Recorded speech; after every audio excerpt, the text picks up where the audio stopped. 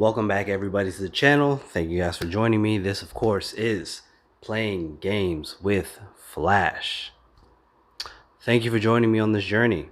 And I just wanted to follow up from the previous video where we're talking about the Galloping Ghost.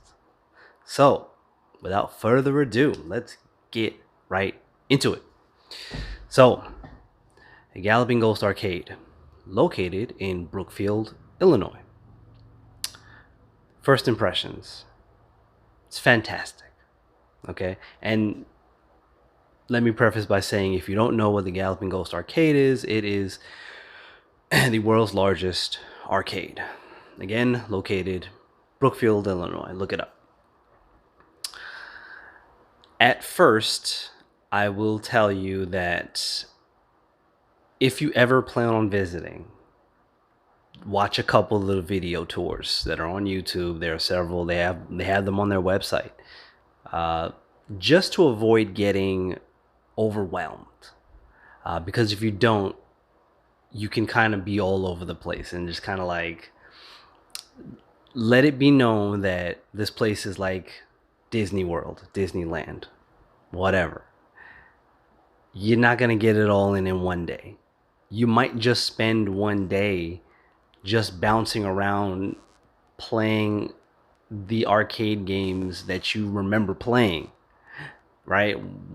From whatever era that may be for you, whether that's the Pac-Man, Galaga, Centipede, Dig Dug days, right? Or if you want to check out the fighting games, the Street Fighters and the Mortal Kombats and the Capcom versus SNKs and the Marvel versus Capcoms and all that stuff, right? Or maybe you want to check out Ninja Turtles, beat 'em ups, right? Turtles and Simpsons and X-Men and all of those cool things. You'll just spend the first day just bouncing around to those things. And then you really need another day and probably a third to start to discover maybe games that you didn't even know existed in arcade form, in these arcade cabinets, which there are plenty of those located here at Galloping Ghost Arcade. So let's get into cost. Now, for the day, for one day, it'll cost you $20. Now that's a flat fee, no quarters, no tokens, none of that stuff. Most of the machines are set to free play. You just press free play on the machine and boom, it's ready to go. Or you just press, player one, player two, whatever the case may be. And sometimes you need to press, they have like little red buttons on some of the cabinets, or most of them, I should say, on the front where the quarter slots are, that you press it to give you credits and, start the game.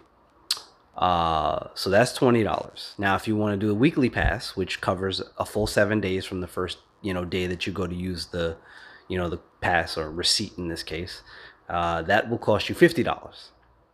Great price if you think you'll go there, if you're there or you live in the area, whatever the case may be, or you are visiting like I'm visiting, and you think you're gonna go more than 2 days, get the weekly. Even if you only go 3, that's still more than paying 20 for 60, right? So just go ahead and get the weekly. The monthly pass, if I'm remembering correctly, is $120. It's like I remembered and then forgot. It's either $120 or $140 for the monthly, which is non-recurring. It's just, again, covers the entire month. Same standard rules apply. That one comes with 2 free passes, I believe. So like guest passes, you can bring, kind of like a gym, right? You can bring 2 people for a day, or 1 person on 2 separate days, whatever the case may be, to check it out with you, which is really dope. And then there's what was that, monthly? Then there's a yearly, which is $400. Again, this is more like if you live close to here. Now we've creeped into that territory, right? $400 for the year, still really good value.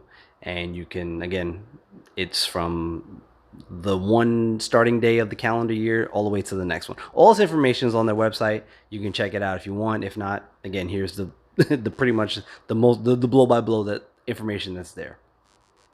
And then there's a lifetime membership, which again, if you live here or you live anywhere close to here in the Chicago area, and this is your thing, it might be worth it. It's $3,000. Again, this is a lifetime membership. Now it comes with a few different, a few more amenities. I think the full extent of those amenities they're not even listed on the site. They just kind of tell you, you can. It's like request game priority, and early information about events and signings and those type of things. And it says other, and more. So it's like a rolling list of amenities that you can get for having a lifetime membership. They just recently had the signing there of for hold on one second. My apologies, having storage issues. Whatever. Nevertheless, where was I? Lifetime membership, like I said, 3,000, and you get. They just recently had signing Flash Gordon. So Sam Jones was there, and meet and greet signings, all that stuff. So they do stuff like that there. They also have Mondays is when they reveal a new cabinet into the venue every Monday.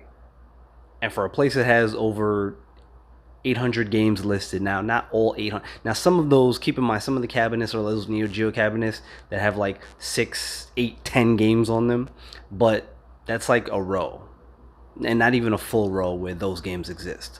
So, like cabinet wise, they definitely have like well over 500-600 cabinets, but physically speaking, but some of the games are multiples. Nevertheless, but that's it's there's just a lot of games there, okay? And they've just been doing a fundraisers to expand more because they're looking for more room. Obviously, this place it's patchwork together in different rooms, where you could tell they expanded. You could tell this was where some of the expansion was, because that space is not as ventilated. They got like big fans going in that area because the AC doesn't quite, because the duct wasn't part of the original blueprint of the space. But nevertheless, it is impressive, and that is the entire of how the pay scale works, right? You pay. Now let me touch on the feel and the spacing. Now, again, it is obviously, when they started this, they didn't know it was going to get to where it was at. So you kind of have to deal with the spacing as you go along. Things get tighter, corners get harder to navigate. You have a lot of those full single player, racing sit down cabinets. Like they got Mario Kart, and they got Hydro Thunder, and Crazy Taxi, and they have a lot of big these big ones, a lot of obscure things as well, as I've said before. So it can be a little tight in some areas. You'll walk down, you can tell which is like the foundational setup, because you can walk down that aisle almost with your arms extended. In some aisles, it's tight to navigate. Some aisles are set up, some corners are tight in a way where if somebody is playing a game that's in like that corner, nobody can walk through. But a lot of times nobody would be playing those. They're just some of them are very obscure, and again, most people won't play them. But it is what it actually, in one of the corners is actually like Airwolf, but it's stationed in a way where one person can play it and people can still swing the corner, so it's fine. But again, it is very impressive, and for what it takes scale wise to make this work, they are doing the best that they can. And so kudos to them for that, because it's tricky when you keep adding new cabinets every month. Every week you're adding a new cabinet, and you don't know if it's going to be, well, I'm sure they know a little bit in advance, but sometimes they might come across one of those big cabinets, or it might be a smaller game. So you never know. And it's cool to see that the community is involved with them, in terms of expanding the space. They're like, hey, we have fundraiser, to help with the construction. Everything goes towards the construction of expanding the arcade. And people have their names down. People have money donations put in because this is a community. These people, they come here, they live around here, and they come here consistently.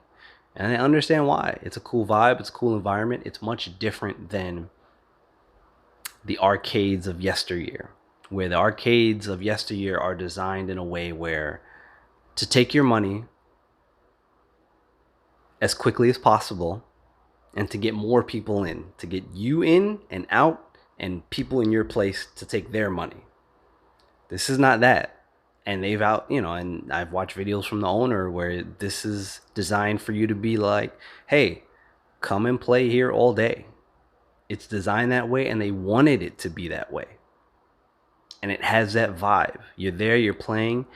You don't feel like, oh man, I gotta, you don't feel that looming, like when you've been, when you go to a busy restaurant and you sit down and you eat and you've been there for a while and you and your friends or whoever, you're talking and you guys are having drinks or whatever, and you start to get that feel of the people watching you like, hey, are you guys done? Like, you getting anything else? We kind of need that table. You know that vibe. This is the opposite of that. This is not that vibe, and it could have very easily been that. But this is why this place has been successful, and why they continue to be successful. And this is why people come here. People visit from other places. Again, this guy. They make it a point to come here. If you're a gamer, and not even if you're a hardcore gamer, right? This is just for people, you may have played some of these games here and there, and just for nostalgia purposes, you want to come check it out. And you should, because it's awesome. And that's my final thought on it, is that the Galloping Ghost arcade is an experience, right? It's not a blip on the radar. It is an experience. You come here and I would say there's an injustice you would do if you came here and you were like, let's check it out. We're passing by, we'll stay for like 30, 40 minutes. No, stay for a few hours. Bounce around, play some of the games that you remember, and play a bunch of games that you didn't know existed. For example, I didn't know there was a Sailor Moon beat 'em up cabinet. Yeah, it's all in Japanese and I can't understand most of it, but the gameplay is awesome. And you can use any of the original, you can use Sailor Moon, Sailor Venus, Mercury, Jupiter, and just play. And they have like special abilities. It's awesome. Well, I didn't know that existed. And there's, like 500 other cabinets in there that I didn't know existed. Most of them I'm familiar with, but some of them I'm like, I didn't know this was. I didn't know they had a track and field cabinet. We just associate that with the NES. They have a cabinet for that. That was in the arcades. Okay, this place is awesome. So if you have ever been thinking about coming here, if you ever heard about the Galloping Ghost arcade, come. Just drive here. If you can drive, if you're close enough to drive there.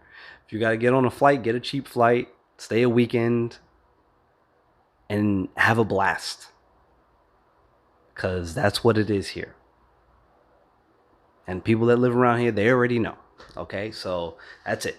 That's the Galloping Ghost Arcade, Brookfield, Illinois.